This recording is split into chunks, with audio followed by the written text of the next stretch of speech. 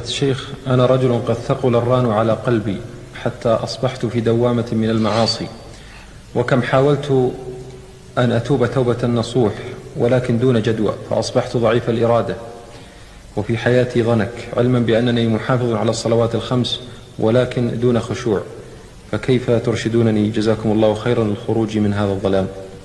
عليك يا أخي ألا تيأس، وعليك أن تحاول دائما التوبة والرجوع إلى الله والاستقامة على الحق وترك ما حرم الله عليه.